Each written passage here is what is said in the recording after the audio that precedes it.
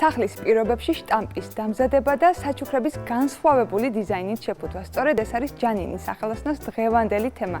დავიწყოთ კეთება წინ ძალიან ბევრი საინტერესო იდეა გელით. პირველ რიგში შევიძინოთ ჩვენთვის საჭირო მასალა, რისთვისაც მოვედით ბიბლუში, სადაც როგორც ყოველთვის კრაფტის მასალების ყველაზე დიდი არჩევანია. გამომყევით ერთად დავათვალიეროთ არტის და კრაფტის განყოფილება.